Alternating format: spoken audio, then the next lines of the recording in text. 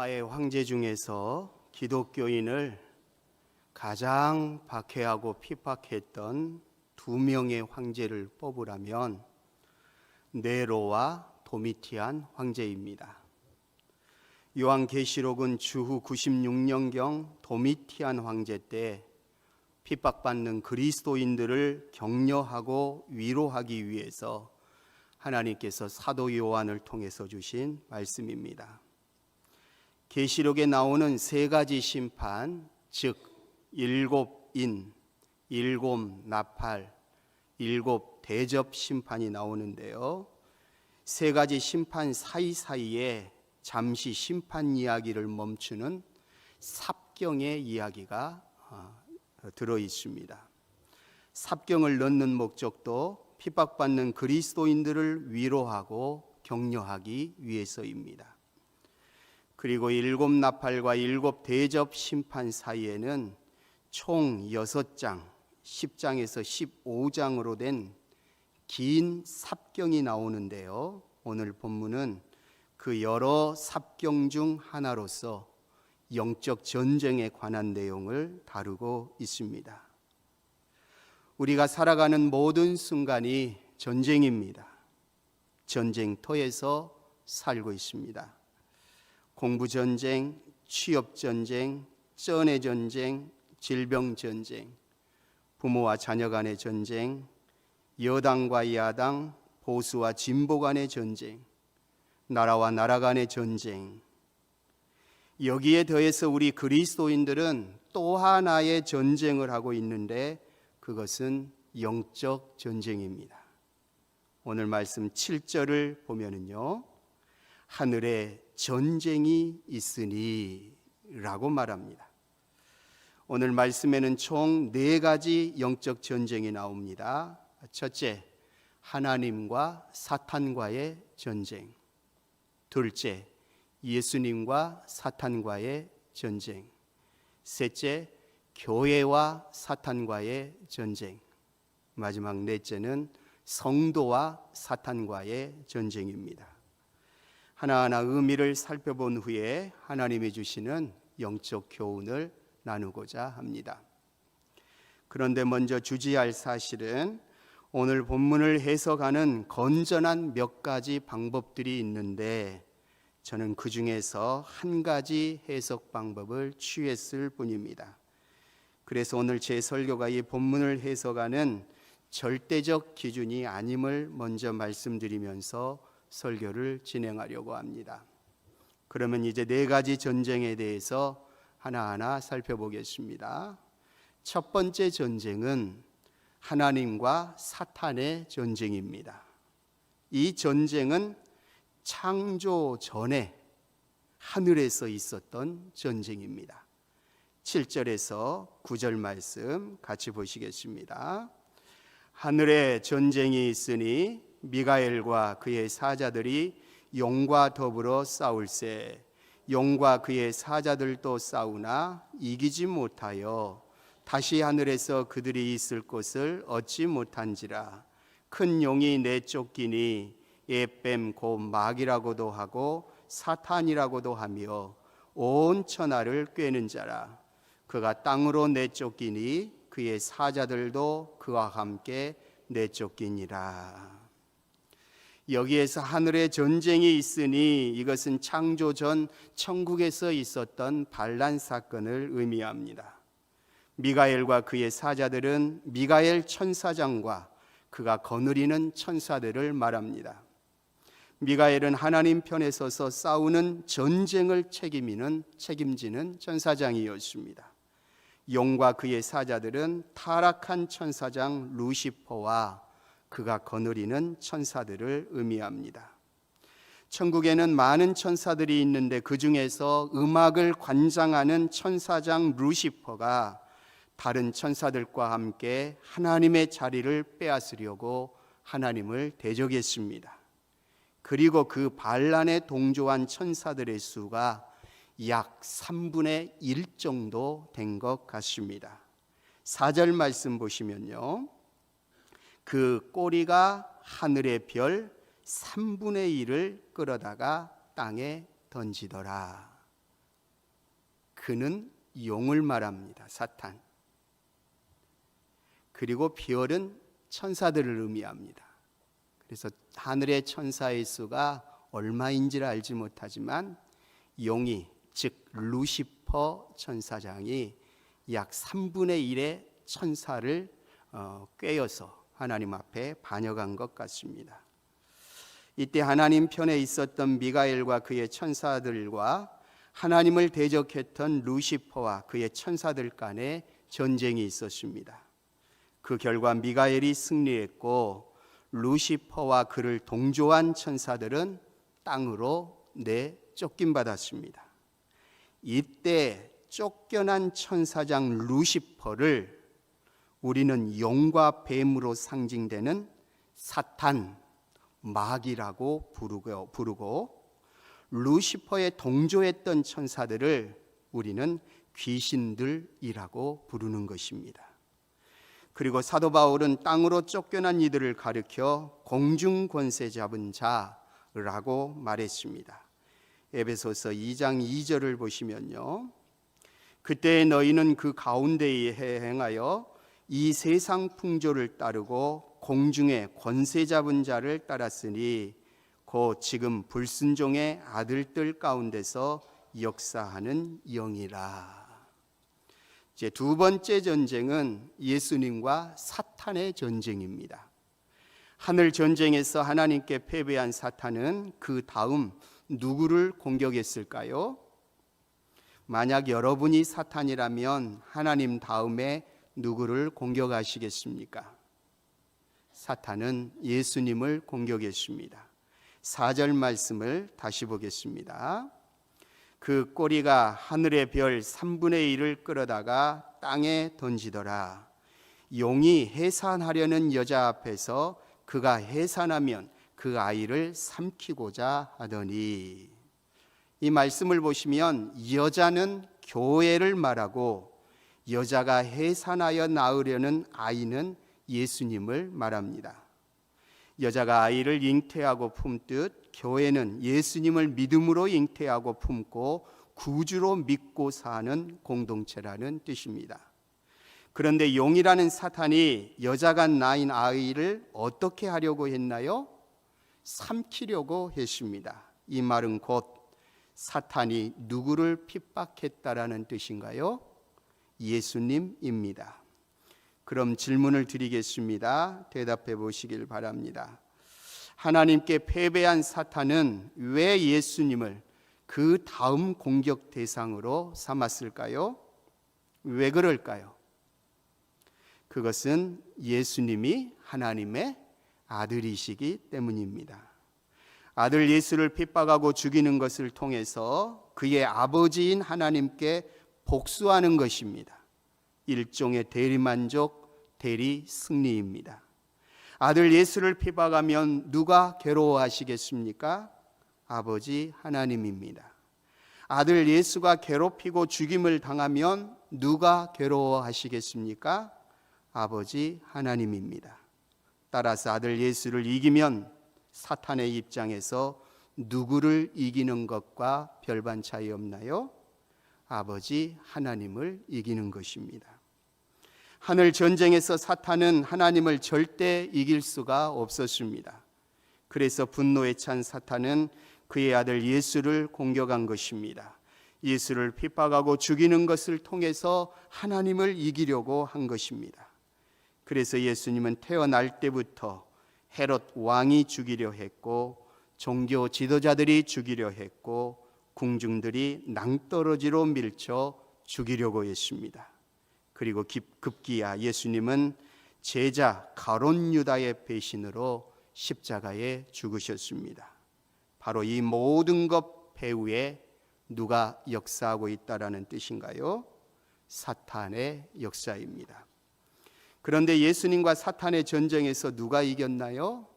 예수님이 이기셨습니다. 5절 말씀 같이 보시겠습니다. 여자가 아들을 낳으니 이는 장차 철장으로 만국을 다스릴 남자라. 그 아이를 하나님 앞과 그 보좌 앞으로 올려가더라.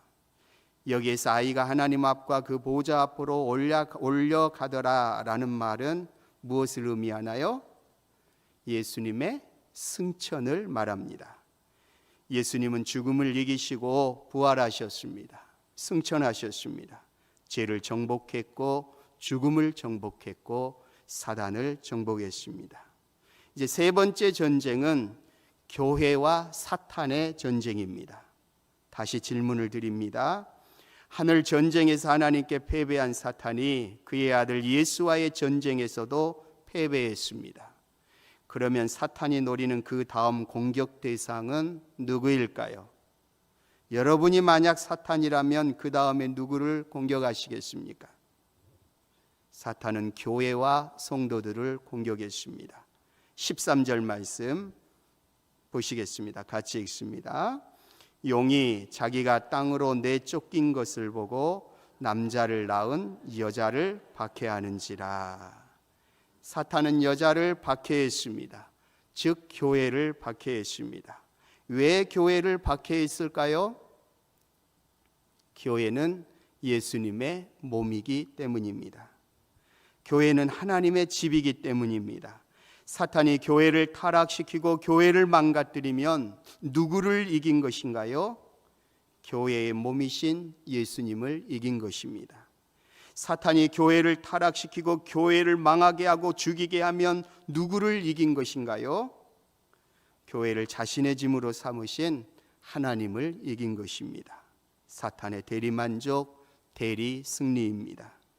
이러한 교회와 사탄과의 전쟁은 예수님이 재림하실 때까지 계속될 것이나 결국 교회가 승리하게 될 것입니다. 마지막 네 번째 전쟁은 성도와 사탄의 전쟁입니다. 다시 질문을 드립니다. 사탄이 하나님께 패배하고 아들 예수님께도 패배한 후 교회를 공격했는데 그 다음에 사탄이 노리는 공격 대상은 누구일까요? 여러분이 사탄이라면 그 다음에 누구를 공격하시겠습니까? 사탄은 예수님을 믿고 교회 다니는 성도들을 공격했습니다. 17절 말씀 같이 읽겠습니다. 용이 여자에게 분노하여 돌아가서 그 여자의 남은 자손 곧 하나님의 계명을 지키며 예수의 증거를 가진 자들과 더불어 싸우려고 바다 모래 위에 서 있더라. 여기에서 여자는 교회를 말하는데 그러면 여자의 남은 자손은 누구를 말할까요? 교회에서 신앙생활하고 있는 성도들을 말합니다. 사탄은 성도들을 공격했네요. 왜 성도들을 공격했을까요? 성도는 예수님을 구주로 믿는 사람들이기 때문입니다. 성도는 하나님의 말씀대로 순종하는 하나님의 자녀들이기 때문입니다. 성도를 핍박하고 성도를 괴롭히면 예수님이 괴로워하고 예수님이 괴로우면 그의 아버지이신 하나님이 괴로워한다. 성도를 죄짓게 하고 성도들을 타락시키고 성도들을 지옥에 보내면 예수를 이긴 것이고 하나님을 이긴 것이다. 이것이 사탄이 가지고 있는 전략입니다. 이것이 사탄이 배후에서 노리는 궁극적인 목적입니다. 교회를 타락시키고 성도들을 타락시키고 영적으로 까막눈 만들어서 이 땅에서 불행한 삶을 살고 죽어서 지옥 가게 만드는 것, 이것이 사탄의 전략입니다. 이러한 성도와 사탄 간의 전쟁은 예수님이 재림하실 때까지 계속될 것이나 최후에는 성도가 승리하게 될 것입니다. 지금까지 총 4가지 영적 전쟁 살펴보았습니다. 첫째, 창조전에 있었던 하나님과 사탄의 전쟁입니다. 하나님이 이기셨어요. 둘째, 예수님과 사탄의 전쟁입니다. 예수님이 이기셨습니다. 셋째, 교회와 사탄의 전쟁입니다. 지금 전쟁 중입니다. 하지만 결국 교회가 이길 것입니다. 넷째, 마지막 성도와 사탄의 전쟁입니다. 역시 지금 전쟁 중입니다. 하지만 결국 성도가 이기게 될 것입니다. 그러면 오늘 말씀을 통해서 하나님이 주시는 음성은 무엇일까요? 그것은 교회와 성도들은 지금 영적 전쟁 중이라는 사실을 기억하고 늘 깨어 있는 삶을 사는 것입니다. 겉으로 보기에는 우리 삶 속에 일어나는 숱한 눈물 짓는 어려움들이 있잖아요. 공부전쟁, 취업전쟁, 물질전쟁, 질병전쟁, 부모와 자녀 간의 전쟁, 이웃과의 전쟁, 회사에서의 전쟁, 보수와 진보 간의 전쟁, 국가 간의 전쟁, 기후전쟁, 종교전쟁, 이단 문제, 교회 문제, 정치, 경제, 외교, 국방, 교육, 과학, 예술, 문화, 이런 문제인 것처럼 보여도 이 모든 것은 영적인 전쟁입니다.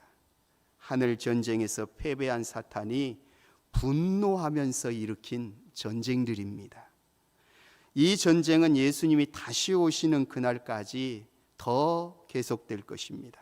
더 치열해지고, 더 거칠어지고, 더 간교해지고, 더 무지막지해지고, 더 집요하게 난리 법석인 세상, 요지경 세상이 될 것입니다.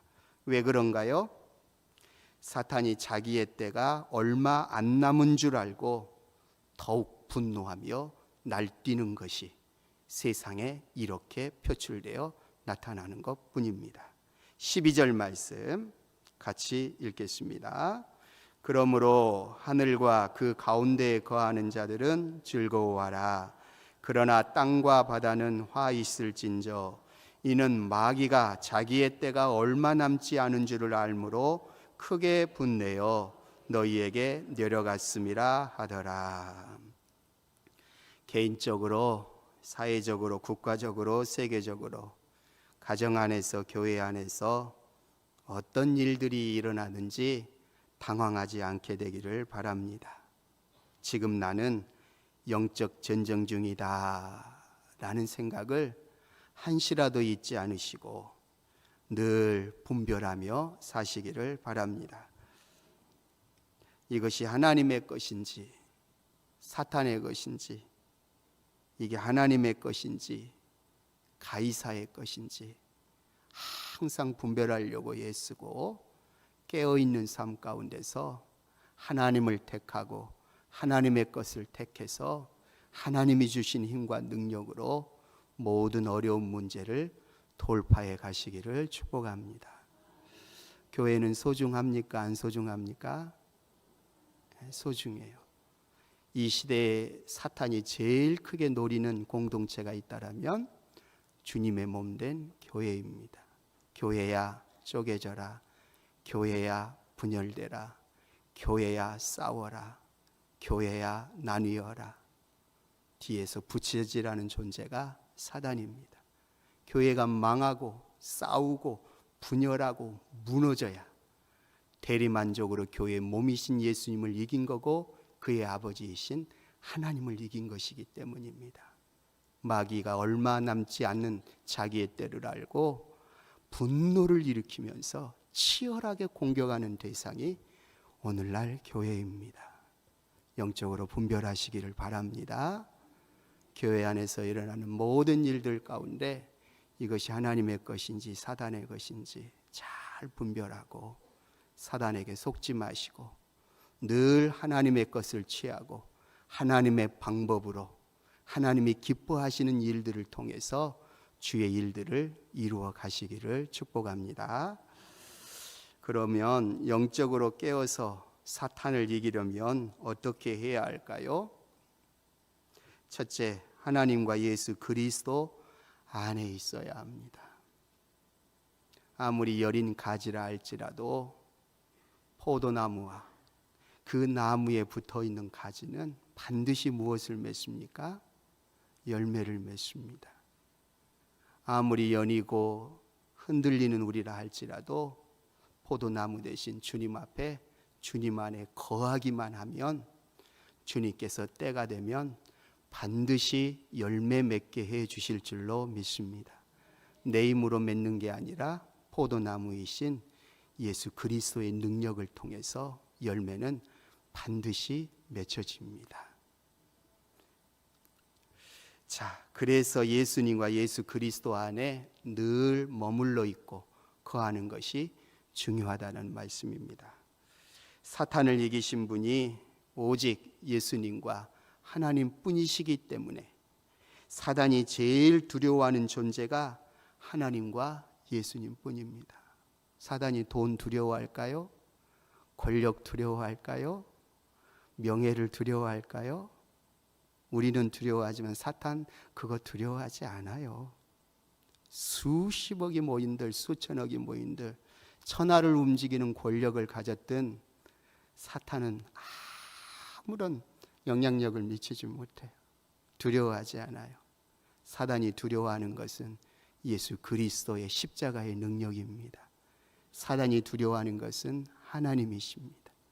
그 안에 머물러서 연약하지만 주의 이름을 부르짖고 하나님의 도움을 구하고 십자가의 능력을 부여잡고 나아가면 누구든지 이길 수 있습니다.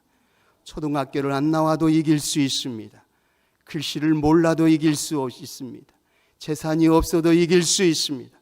멸시받고 천대받는 자리에 있다 할지라도 반드시 주님이 이기게 하십니다. 이기게 하셔요.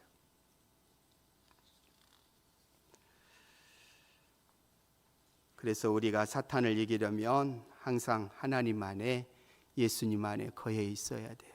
거하는 것이 믿음이요, 거하는 것이 능력입니다. 다른 길, 다른 방법 없습니다. 우리가 하나님을 떠나는 순간, 생각으로, 마음으로, 행동으로 떠나는 순간 사단은 즉시 우리에게 역사할 것입니다. 영혼이 털리게 되고 분별력을 상실하고 모든 것을 잃게 될 것입니다. 어떤 일이 있어도 하나님 안에, 예수 그리스도 안에 거하시기를 축복합니다. 그리고 반드시 이길 거예요. 내가 아니라 내 안에 거하신 예수님이, 하나님이 이기게 하실 것입니다. 마지막 둘째, 우리는 하나님의 말씀과 예수님의 권세를 늘 의지해야 합니다. 오늘 말씀에서 예수 믿는 우리 성도들을 가리켜 어떤 사람들이라고 했나요? 17절 말씀 우리 같이 다시 읽어보겠습니다. 17절입니다. 용이 여자에게 분노하여 돌아가서 그 여자의 남은 자손 곧 하나님의 계명을 지키며 예수의 증거를 가진 자들과 더불어 싸우려고 바다 모래 위에 서 있더라. 말씀을 자세히 보시면 예수 믿는 성도들은 어떤 존재다라고 두 가지 말해주고 있죠. 첫째, 하나님의 계명을 지키는 자들이다. 둘째, 예수님의 증거를 가진 자들이다. 이것이 예수 믿는 성도의 정체성이래요. 이것이 있어야 사단도 이기고 어려움도 이기고 고난을 이길 힘이 여기에서 나온대요. 말씀에서 나온대요. 예수에서 나온대요. 예수님을 의지하는 믿음에서 나온대요. 다른 것에서 나오는 것이 아니라. 첫째, 성도는 그래서 하나님의 계명을 지키는 자들이라고 했는데 이것은 하나님의 말씀에 순종하라라는 뜻입니다. 우리가 말씀에 순종할 때 하나님이 역사하십니다. 순종해서 움직일 때에 홍해도 갈라지고 요단강도 갈라지고 여리고성도 무너집니다. 막막한 현실 앞에, 홍해 앞에 놓여 있다 할지라도 순종해서 말씀 의지해서 믿음으로 나아가면 홍해 밑에 주님이 예비해 놓으신 마른 땅이 우리 눈에 보이게 될 것이고 우리가 그 길을 영광스럽게 걸어가는 축복의 때가 반드시 오게 될 것입니다. 말씀 순종할 때 사탄이 떠나가고 하나님이 우리를 대신해서 싸워주십니다. 말씀 순종, 이것이 사탄은 이기는 비결, 영적 전쟁의 승리의 비결입니다. 둘째, 성도는 예수의 증거를 가진 자들이라고 했는데 이것은 예수님을 의지하라는 뜻입니다. 왜 예수님을 의지해야 하나요? 5절 말씀 우리 다시 한번 읽어보겠습니다. 여자가 아들을 낳으니 이는 장차 철장으로 만국을 다스릴 남자라. 그 아이를 하나님 앞과 보좌 앞에 올려가더라. 예수님을 어떤 분으로 소개하고 있나요? 철장으로 만국을 다스리는 분이라고 소개합니다. 여기서 철장은 새로 만든 지팡이를 말합니다. 그래서 이것은 예수님의 절대 통치권, 절대 왕권을 의미합니다.